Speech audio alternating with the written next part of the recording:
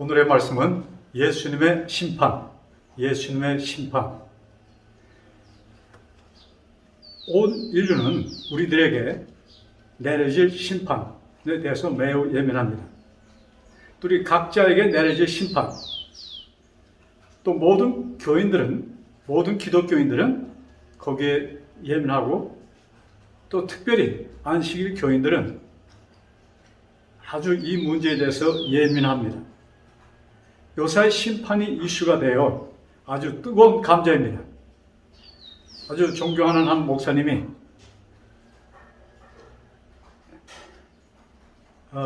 이 조사 심판이 없다라는 책을 내셨습니다.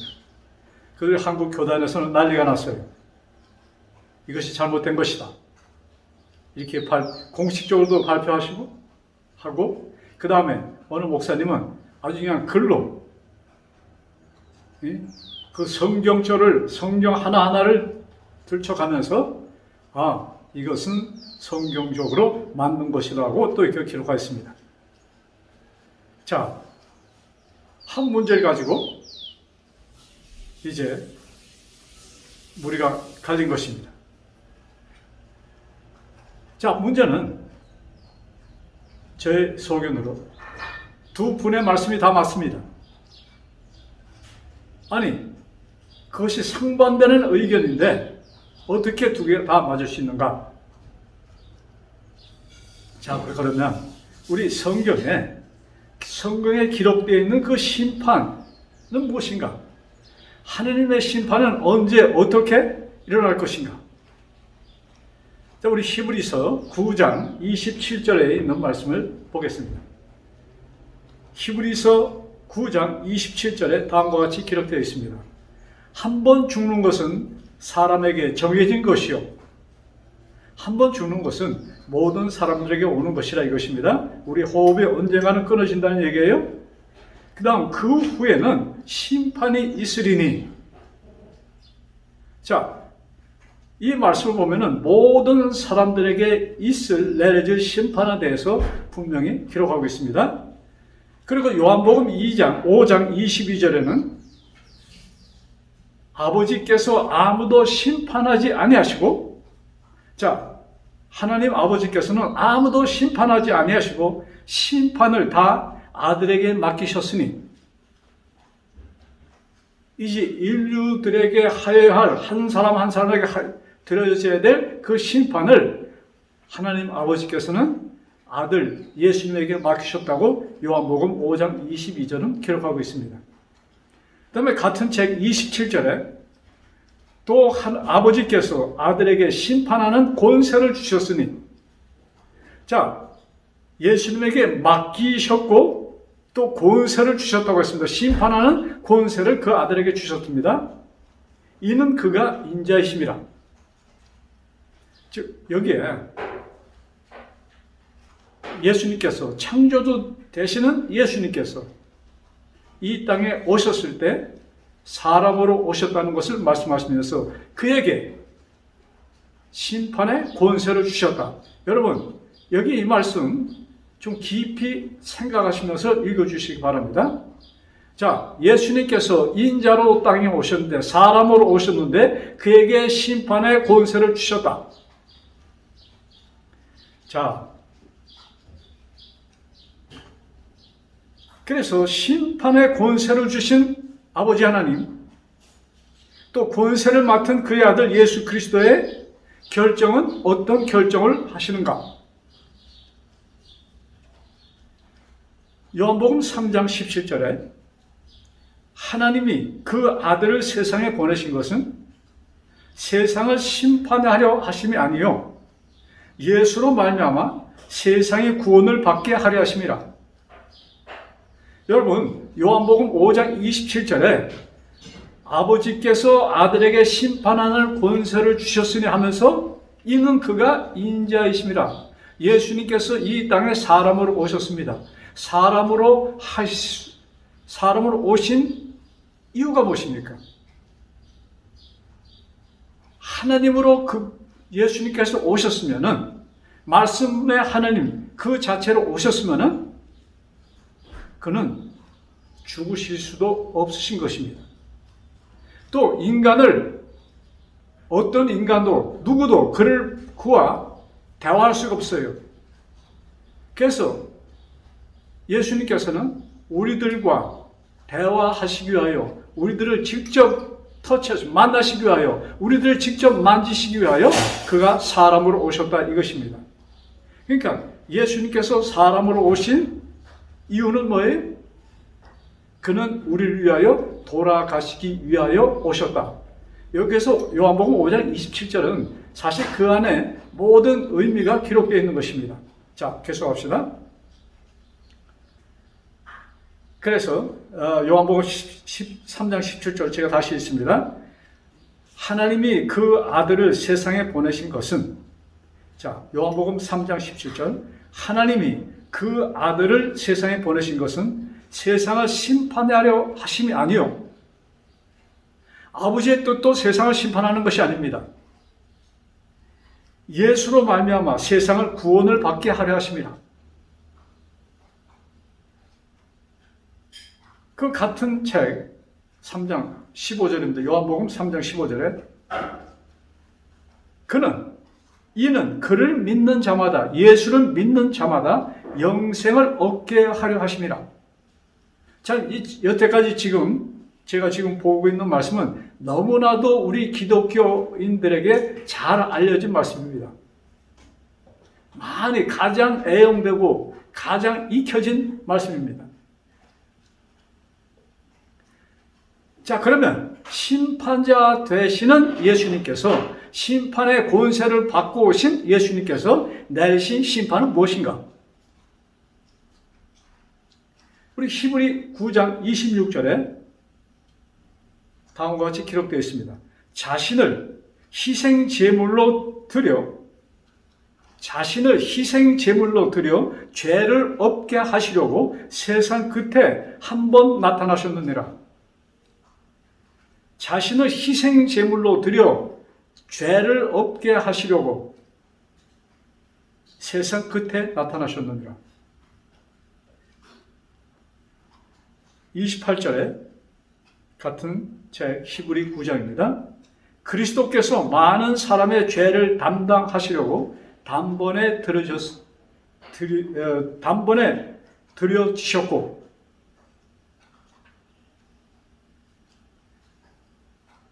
자, 아담과 해와가 지은 죄, 바로 그 사망을 대신해서 죽음으로 온 인류를 죽으심으로 온 인류를 덮고 있는 사망을 없애시기 위하여 오셨다 이것입니다. 이것이 예수님께서 심판자로 오셔서 하신 일이라 이것입니다. 그래서 우리가 성경을 볼 때 심판하면은 하나님께서 정죄하시는 그런 것을 좀 떠나서, 그러면 하나님께서 죄 지은 자에게 하시는 정죄는 무엇인가? 이것을 지금까지 본 요한복음과 히브리서를 보면서 우리가 깨달아야 될 것입니다. 자, 요한복음 5장 24절에 다음과 같이 기록되어 있습니다. 보내진 예수와 보내신 아버지를 믿는 자는 영생을 얻었고, 아버지 하나님과 누구의? 예수 그리스도를 믿는 자는 뭐예요? 영생을 얻었고, 심판에 이르지 아니하나니 사망에서 생명으로 옮겨졌느니라.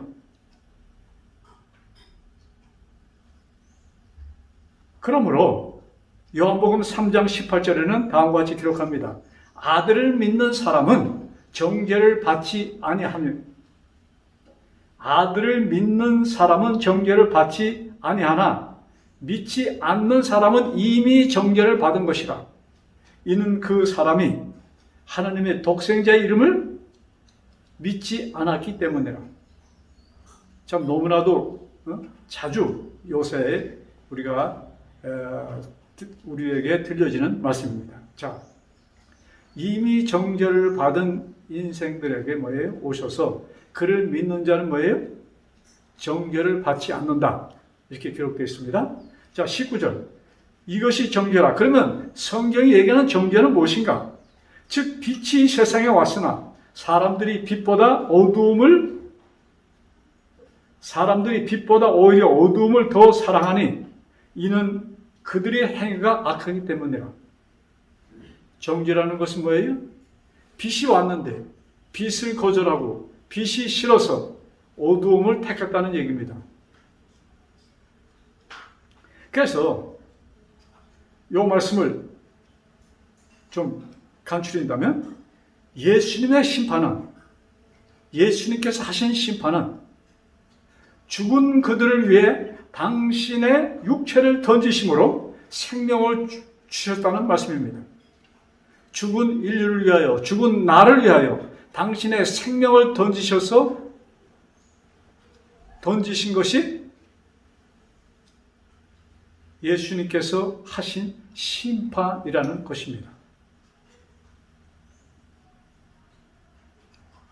우리 누가복음 10장 26절을 보면 다음과 같은 말씀이 기록되어 있습니다. 누가복음 10장 26절입니다. 예수께서 이르시되, 예수께서 다음과 같이 말씀하시죠. 예수께서 이르시되 율법이 무엇이라 기록되었느냐? 그러시면서 내가 어떻게 읽느냐? 율법에 기록되어 있는 것을 너는 어떻게 읽느냐? 이 말씀입니다.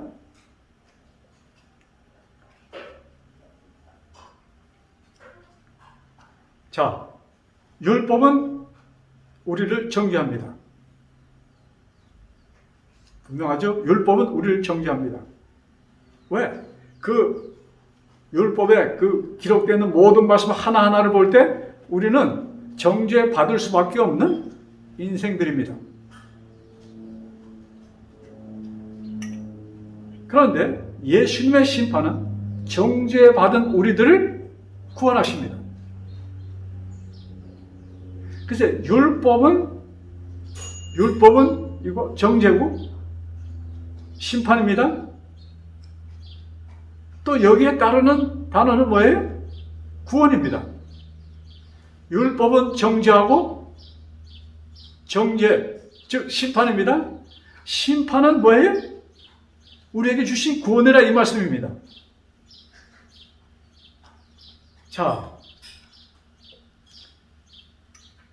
그래서 율법의 의미가 정죄에서 뭐로 바뀌는 거예요? 구속으로 바뀐다는 겁니다. 그래서 하나님은 모세를 통하여 율법, 즉 십계명을 주십니다. 십계명을 주시면서 이것을 언약이라고 발표하십니다. 아니, 정죄하는 법이 어떻게 언약이 될 수 있는가? 우리 정리해 보세요. 그래서 두 돌비, 십계명들이 기록된 그것을 보관하는 나무로 된 그 상자를 언약궤라고 성경은 기록합니다. 이것이 우리 에베소 1장에 보면은 하나님께서 이미 이 땅에 죄가 들어오기 전에 이미 계획하신 것이라고 에베소에는 기록되어 있습니다.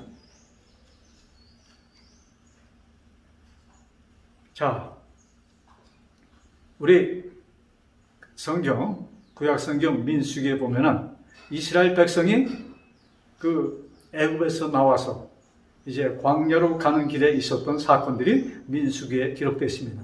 그 13장에 보면은 그들이 애굽에서 나와서 2년이 지났습니다. 이제 시내산에서 머물다가 거기서 하나님의 모세가 직접 시내산에서 두 돌비 그것도 받고 그 다음에 그것 외에 참 그들이 이제 예배 때, 즉 제사 때 하는 모든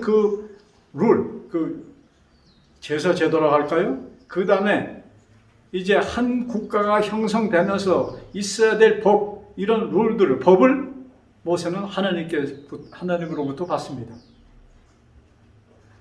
그것을 받은 후에 이들은 거기에서 시내산에서 떠나서 이제는 정말 말 그대로 가나안으로 가는 발걸음이 시작되었습니다. 이제 요단강을 건너서 조금만 가면 이제 실제적으로 그들은 가나안 땅에 들어가게 되어 있습니다. 그게 민수기 13장에 나오는 얘기인데 우리들에게 잘 알려진 12정탐꾼에 대한 이야기입니다. 이것이 애굽에서 나온 지 2년 후에 있는 말씀입니다. 자, 우리 민수기 13장 17절을 봅시다. 그 전에는 민수기 13장에 그 12정탐꾼, 그들은 누군가? 한 12지파잖아요. 거기서 한 사람 한 사람을 대표로 뽑습니다. 거기에는 레위 지파는 거기에 속하지 않습니다. 왜? 그들은 제사장, 그런 일을 맡는 지파로 이제 선정이 되었기 때문에 그 대신 요셉의 지파가 둘로 나뉩니다. 에브라임과 므낫세 지파. 그래서 12로 채워집니다. 우리 17절부터 제가 20절에 있는 말씀 성경을 좀 읽어드리면서 우리 나갑시다. 모세가 가나안 땅을 정탐하러 그들을 보내며 이르되 너희는 네겝 길로 행하여 산지로 올라가서 그 땅이 어떠한지 정탐하라. 곧 그 땅 거민이 강한지 약한지 많은지 적은지와 그들이 사는 땅이 좋은지 나쁜지와 사는 성읍이 진영인지 산성인지와 토지가 비옥한지 메마른지 나무가 있는지 없는지를 탐지하라. 담대하라. 또 그 땅의 실과를 가져오라 하니 그때는 포도가 처음 익을 즈음이었더라. 지금 모세가 이 12명을 보내면서 야 너희들 가서 상세하게, 이것을 좀 간단히 쓴다면 상세하게, 참 우리가 거기서 살만한 것인지, 토지는 좋은지, 그것이 산악지대인지 평지인지, 또 그 사람들은 어떤 사람들인지 이 모든 것을 상세하게 알아서 보고하라고 얘기를 합니다. 25절부터 27절에 있는 말씀입니다. 40일 동안 땅을 탐지하기를 마치고 돌아와 그들이 40일 동안 그 가나안을 12명이 무리를 지어 다녔는지 각각 다녔는지 어쨌든 40일을 거기 다닙니다. 26절 바람 광야 가데스에 이르러 모세와 아론과 이스라엘 자손의 온 회중에게 나와 그들에게 보고하고 그 땅의 과일을 보이고 모세에게 말해 이르되 당신이 우리를 보낸 땅에 간즉 과연 그 땅에 젖과 꿀이 흐르는데 이것은 그 땅의 과일이니이다 하고선 거기서 과일을 가져옵니다. 또 기록을 보면은 그들이 그때 이제 포도 추수 때라고 기록되어 있잖아요. 포도가 한 송이가 얼마나 큰지 한 사람이 그것을 가져오지 못하고 두 장정이 그것을 거기다가 막대기를 기고서 뭐예요? 둘이서 메고 왔다고 기록되어 있습니다. 여러분 포도 한 송이가 그러니까 얼마나 그 땅이 비옥한 것입니까? 참 그것을 표현하기 위하여 여기 그들은 그것을 왜? 너무나 좋아서 그들이 아무리 말로 해도 그것을 그들이 이해하지 못할 것이었습니다. 그래서 그들은 직접 포도송이를 그들이 두 사람이 포도송이 하나를 메고 오는데 그렇게 큰 것이었다 이것입니다. 자, 그러면서 여러분 27절 보세요. 참 그 땅은 뭐예요? 젖과 꿀이 흐르는데 무슨 표현이에요? 엄청나게 좋다는 것을 표현하는데 너무나도 풍성한 것입니다.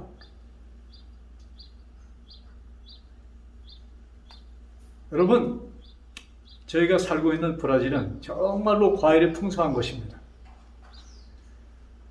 제가 한국에 있을 때는 이 과일 한 송이가 뭐 얼마큼 커서 이것을 두 사람이 내거나 이것을 도대체 이해할 수가 없었어요. 근데 브라질에 나는 과일 가운데 참 많은 사람이 좋아하는 맹고, 여기 포르투갈에서는 망가라고 합니다. 맹고. 그 맹고는 종류가 정말로 많습니다. 1년 동안에 우리 산파울에 있으면 여러 지방에서 여기저기서 오기 때문에 한 8개월 이상을 우리는 여기서 그냥 싱싱한 맹고를 먹을 수가 있어요. 왜? 종류가 틀리니까. 그런데 한 종류는 제가 한 몇십 년 전에 살던 북부 지방에 가면은 정말로 그 맹고, 그 과일 나무가 정말로 고목들인데 거기에 다니는 과일을 보면은 말이지 그냥 포도처럼 다닥다닥한 붙였는데 줄기 이렇게 해서 붙었는데 그거 하나 하면은 한 사람이 그걸 듣지 못합니다. 제가 그걸 보면서 기억났던 말씀이 포도송이 이스라엘 그 정탐꾼들이 뭡니까? 그 가나안 땅에서 가져온 포도를 송이를 제가 좀 상상해 보았습니다. 자, 그다음 여기 28절과 29절에 참 그들은 27절에 적과 끓이 흐른다고 정말로 당신이 우리에게 말씀한 대로 정말로 진짜다 이것을 표현합니다. 그런데 28절에 이렇게 시작합니다. 그러나 그 땅 거주민은 강하고 성읍은 견고하고 힘이 클 뿐 아니라 거기서 아낙 자손을 보았으며 아말렉이는 남방 땅에 거주하고 헤디든 여부스인과 아모리는 산지에 거주하며 가나안인은 해변과 요단가에 거주하더이다. 여기서 지금 뭐예요? 그 땅은 정말로 좋은데 그 땅에 사는 백성들을 보니까 암암내 무슨 얘기하는 거예요? 우리로서는 뭐예요? 힘들다는 것을 지금 표현합니다. 그 얘기를 들은 그 12 정탐꾼 가운데 한 사람 갈렙은 유다 지파를 대표해서 갔던 사람입니다. 자, 여기 30절에 갈렙이 이렇게 얘기합니다.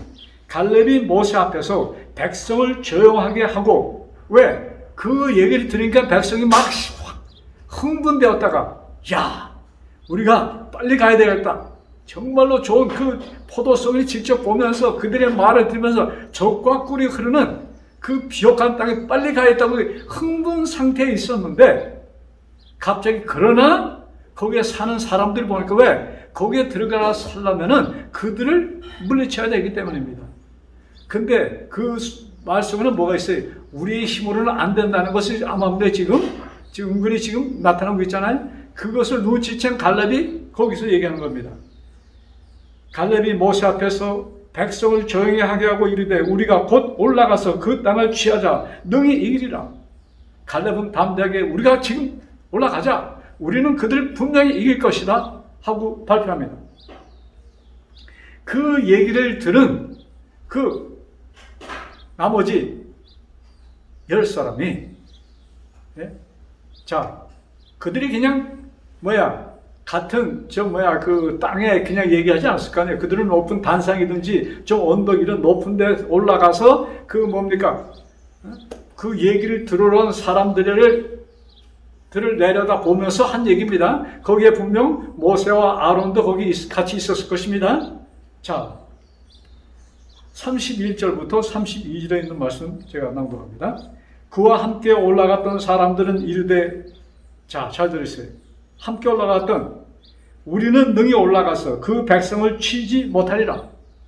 그들은 우리보다 강하니라 하고 이스라엘 자손 앞에서 그 정탐한 땅을 악평하여 이르되 우리가 두루 다니며 정탐한 땅은 그 거주민을 삼키는 땅이요 거기서 본 모든 백성은 신장이 장대한 자들이며 거인이었다는 얘기죠. 거기서 네필린 후손인 아낙 자손의 거인들을 보았나이다. 우리는 스스로 보기에도 메뚜기 같으니 그들이 보기에도 그와 같았을 것입니다. 여러분, 그 적과 그 꿀이 흐른다고 표현했던 그 땅을 뭐예요? 그 땅을 악평합니다. 거주민을 삼키는 땅이라고 표현합니다. 갑자기 180도 바뀝니다. 자, 여러분, 이들은 이제 갈렙과 여호수아는 이렇게 우리는 들어갈 수 있다고 얘기를 합니다. 근데 뭐예요? 그 나머지 다른 사람들은 뭐예요? 우리는 들어갈 수 없다고 이렇게 얘기합니다. 그들은 한 그림을 보았습니다. 한 책을 읽었습니다. 똑같은 그림을 보았고 똑같은 책을 읽었는데 의견이 완전히 상반되는 것입니다. 여러분, 여기 주의하세요. 참, 정신을 차리고 한번 돌아봅시다. 똑같은 그림을 봤습니다. 똑같은 책을 읽었습니다. 그런데 의견은 뭐예요? 완전히 반대입니다. 무엇이 그들로 하여금 이와 같이 정반대의 의견을 나누게 되었습니까? 10명의 사람들은 육신의 눈으로 그 그림을 보았습니다. 육신의 눈으로 그 책을 읽었습니다. 육신의 눈으로 그 지역을 40일 동안 다니면서 보았습니다. 처음에는 그들도 흥분해서 야, 정말 좋은 것이다. 이제 우리가 이제 와서 살면 되겠구나 하는데 그 순간 그들의 눈에는 뭐가 들어오기 시작했어요? 거기에 사는 그 원주민들, 가나안 사람들, 거인이 참 사람들이 체구가 큽니다. 여기 표현 있잖아요. 우리가 보기에도 스스로 보기에도 뭐예요? 우리들과 그들을 비교하면 우리들은 메뚜기같이 아주 보잘것없는 사람이라는 것을 그들은 표현합니다. 자, 그런데 갈렙과 여호수아는 뭐라고 그래요? 우리들은 들어갈 수 있습니다. 자, 여기에 10명은 뭐예요? 우리는 우리의 능력으로는 도대체 들어갈 수 없습니다 하고 표현합니다. 자, 누구의 말에 맞았을까요? 네, 정상적인 사람의 눈으로 보는 가나안 땅은 좋았습니다. 그런데 그 눈으로, 즉 사람의 눈으로 본 그 사람들은 거인이었습니다. 그들은 뭐예요? 10명의 판단이 정확한 판단이었습니다. 잘 들으세요? 뭐예요? 여기 10명의 판단이 정확한 판단이었습니다. 그러면 이 두 사람, 갈렙과 여호수아는 무슨 눈으로 보았습니까? 그들은 영의 눈으로 그것을 보았습니다. 즉 사람의 눈으로는 그들은 미친 것이었습니다. 너희들 정신이 나갔어? 우리는 그들을 물리치고 그 자리를 우리가 찾아야 되는데 우리가 어떻게 거기에 들어갈 수 있는가? 그 두 사람은 그 10사람이 보기에 미친 자들이었습니다. 그 얘기를 들은 백성들이 볼 때 이들은 제정신이 아닌 사람들입니다. 여러분, 우리가 말씀을 볼 때, 우리가 육신의 눈으로 말씀을 볼 때 보는 것과 영의 눈으로 말씀을 보는 것과 이렇게 차이가 나는 것입니다. 자, 민수기 계속 14장 계속해 봅시다. 1절부터 4절입니다. 이들의 보고에 의하여 어떤 결과가 나타납니까? 온 회중이 소리를 높여 부르짖으며 백성이 밤새도록 통곡하였더라. 참 흥분했던 백성들이 이제 뭐예요? 야, 그들이 오기를 손꼽아 기다렸는데 이제 왔다는 소식이 들려왔습니다. 나팔 소리가 납니다. 백성이 모였습니다. 이제 그들이 얘기를 들을 때 처음에 젖과 꿀이 흐르는 지역이라는 것을 그들이 들었을 때 아마 와 하고 그들은 환호를 질렀을 것입니다. 정말로 흥분해서 심장이 뛰기 시작했을 것입니다. 그런데 뭐예요?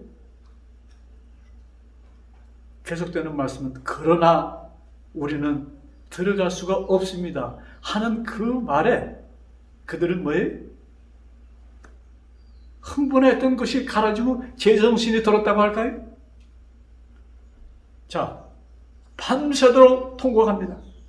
그냥 밤새도록 울었다고 기록되어 있지 않고 온 회중이, 그러니까 거기에 모였던 거의 모든 사람들, 거기에 모였던 모든 장정들이 뭐예요? 밤새도록 통곡하였다. 이스라엘 자손이 다 모세와 아론을 원망하며 온 회중이 그들에게 이르되 우리가 애굽 땅에서 죽었거나 이 광야에서 죽었으면 좋았을 것을. 여러분, 이들이 뭐라고 그래요? 우리가 애굽 땅에서 죽었거나 이 광야에서 차라리 죽었으면 좋았을 텐데 이것입니다. 어찌하여 여호와가 우리를 그 땅으로 인도하여 칼에 쓰러지게 하려 하는가? 우리 처자가 사로잡히리니 애굽으로 돌아가는 것이 낫지 아니하냐? 4절 이에 서로 말하되 우리가 한 지휘관을 세우고 애굽으로 돌아가자 하며. 여러분, 이제 우리는 뭐예요? 모세와 아론에게 맡겨서는 안 되겠다 얘기입니다. 우리가 새로운 지도자를 우리가 선정해서 그를 우리의 군주로 삼아서 그의 지도 아래 어디로 가겠다는 얘기예요? 우리가 애굽에 다시 돌아가서 애굽의 종이 되는 것이 우리가 이 광야에서 뭐죠? 이제 가나안에 들어가서 그들에게 뭐예요? 그들 칼에 죽느니 그렇게 애굽으로 돌아가는 것이 낫다고 그들은 결정을 합니다. 이 얘기를 들은 그 광경을 지켜보던 모세와 아론이 거기서 쓰러집니다. 거기 성경에 엎드러진다고 얘기하잖아요. 너무나 기가 막혀서 무슨 얘기를 할 것조차 모세는 잊어버립니다.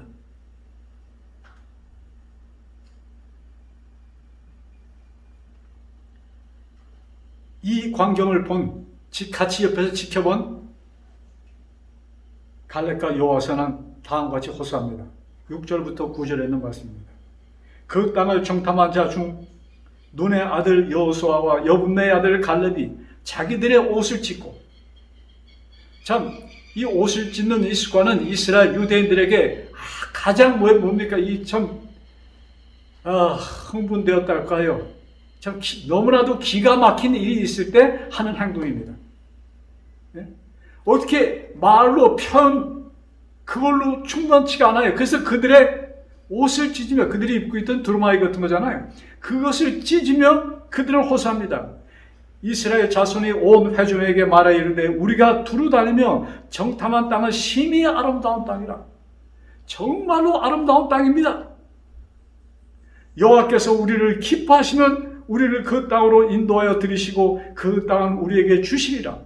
이는 과연 젖과 꿀이 흐르는 땅이니라. 여러분, 정말로 그 땅은 좋습니다. 하나님께서 우리에게 허락하시면 우리는 거기에 들어갈 수 있습니다. 그러면서 그들은 얘기를 계속합니다. 다만 여호와를 거역하지 말라. 또 그 땅 백성을 두려워하지 말라. 그들은 우리의 목이라. 그들의 보호자는 그들에게서 떠났고 여호와는 우리와 함께 하시느니라. 그들을 두려워하지 말라 하니. 그들은 우리의 밥이라. 여러분, 똑같은 그림을 보고 똑같은 책을 보고 완전히 두 견해, 그 열 정탐꾼은 우리가 보기에, 스스로 보기에 우리는 그들 앞에 메뚜기같이 존재없는 정말로 벌레, 그들은 사람이고 우리는 벌레, 이렇게 표현을 하면서 우리는 도대체 거기 들어갈 수 없는 것이라고 이렇게 표현합니다. 근데 이 두 사람 뭐예요? 하나님께서 허락하시는, 그들은 무엇을 믿었어요? 그들은 이제 2년 동안 애굽에서 나올 때부터 있었던 모든 일을 그들은 머리에 생생하게 생각하면서 하나님이 허락하시면 우리는 들어갈 수 있습니다. 여러분, 그들은 바로 전에 있었던 그날도 여러분, 그들은 하늘에서 내려온 만나를 먹었습니다. 이것은 이 땅 어디에도 없었던 것입니다.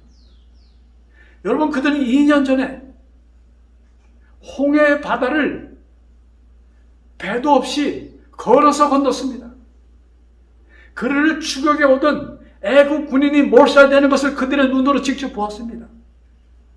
물이 없을 때 바위에서 물을 내게 하신 그 하나님을 그들은 목격하였습니다. 그날도 그들이 모인 장소가 햇볕이 너무 뜨거우니까 그들이 모일 수 있도록 시원하게 해주시기 위하여 구름이 그들을 가리고 있었습니다.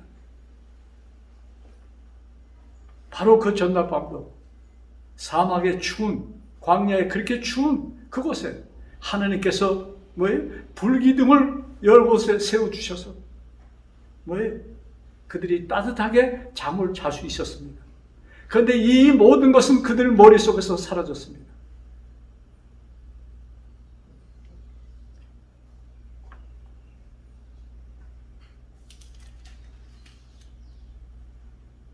자, 10절에 온 회중이 그들을 돌로 치려 하는데 그때 여호와의 영광이 회막에서 이스라엘 모든 자손에게 나타나시니라. 그것을 지켜보시던 하나님께서 이제 사람들이 흥분하여서 야 너희들 헛소리 하지 마. 여기 10사람이 그것을 안 된다고 하잖아. 무슨 소리야 하면서 흥분하여서 온 회중이 뭐예요? 돌을 들고 그들을 쳐 죽이려고 돌을 들었습니다. 그 순간 하나님께서 나타나십니다.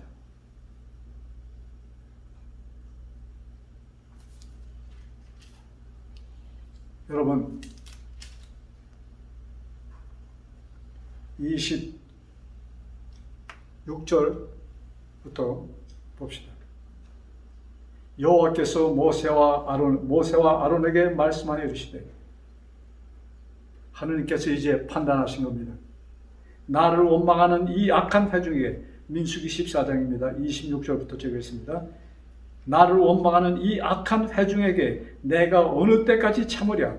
이스라엘 자손이 나를 향하여 원망하는 그 원망하는 말을 내가 들었노라. 그들이 원망하는 소리를 내가 들었다 이 말씀입니다. 그러면서 하나님께서는 다음과 같이 말씀을 그들에게 이르기를, 야 그들에게 말하라.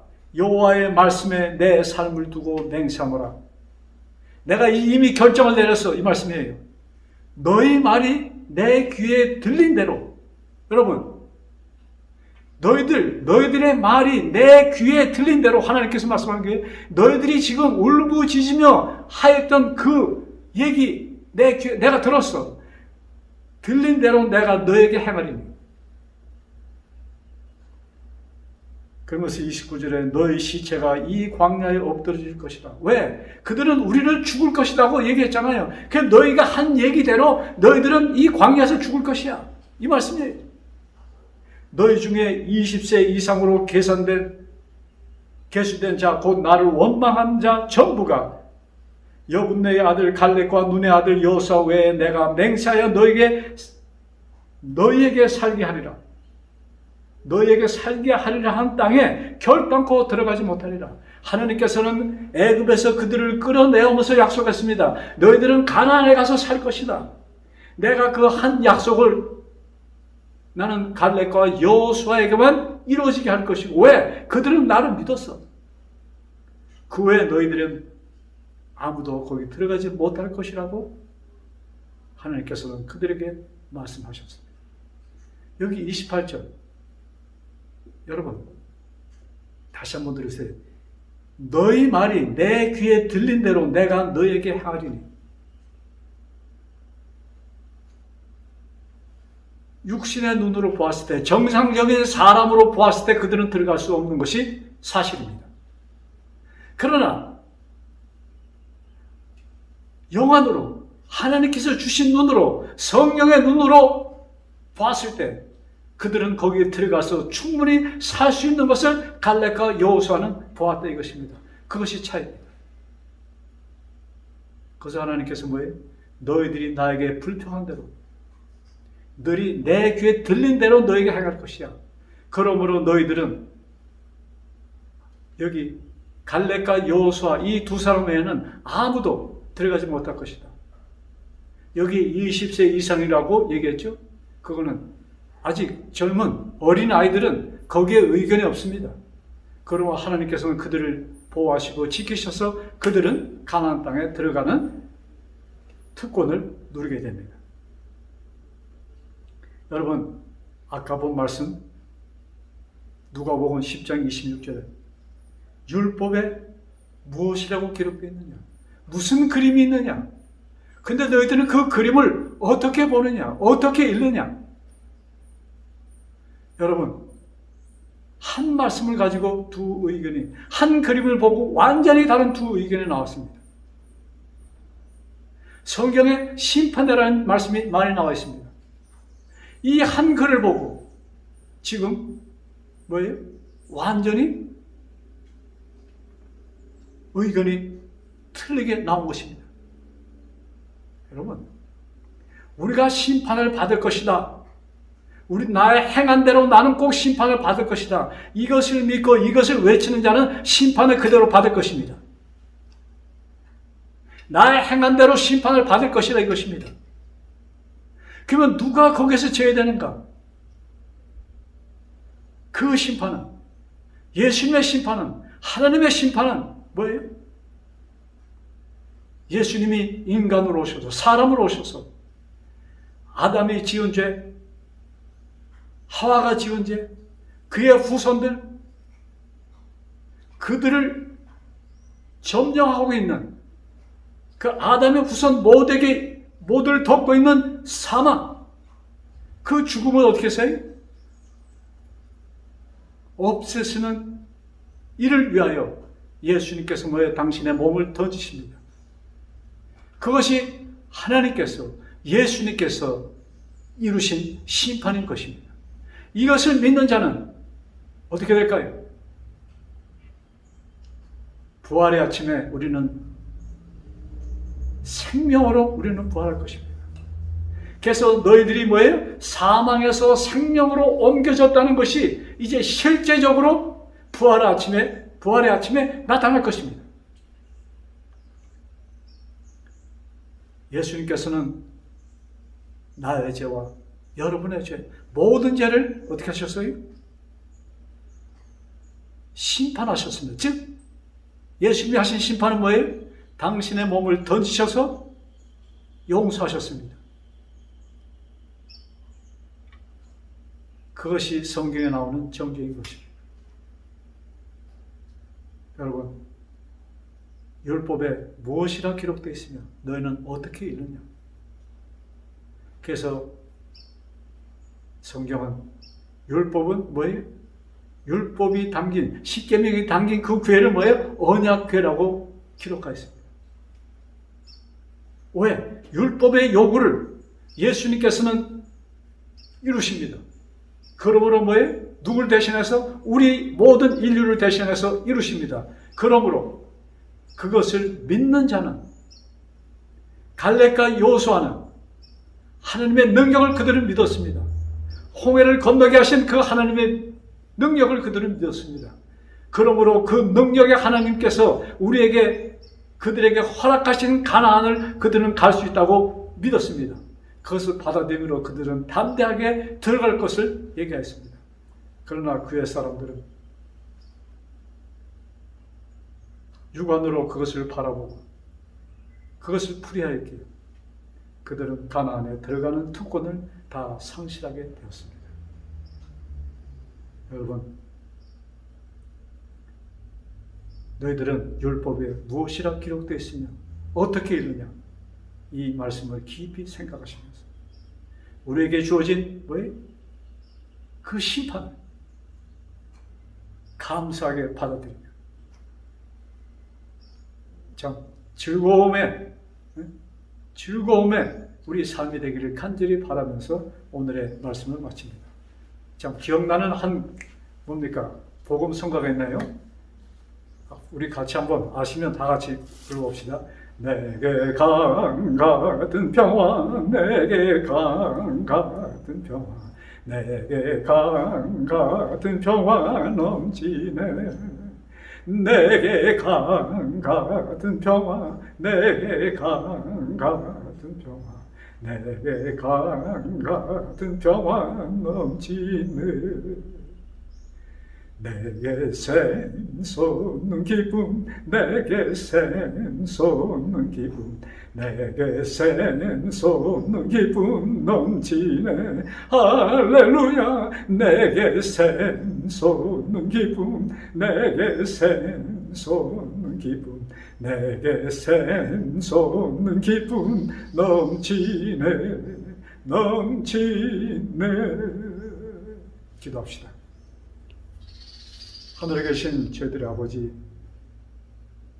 저희들에게 확실한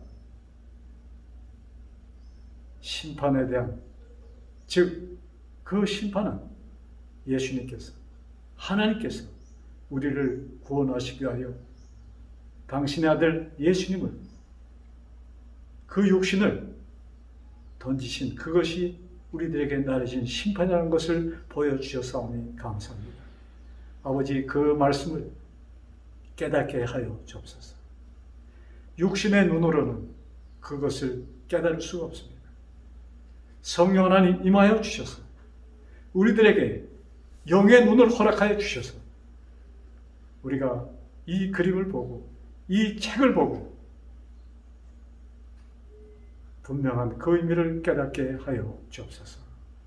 아버지, 이 말씀을 듣는 한 사람 한 사람, 그 심령 속에 성령 하나님 역사해 주셔서 우리에게 주어진 분명한 구원의 확신을 체험하며 기쁘게 사는 진정한 삶이 되게 주여 도와주옵소서. 이 모든 말씀, 우리를 사망에서 생명으로 옮겨주신 주 예수 그리스도 받들어 간절히 기도드렸사옵나이다. 아멘.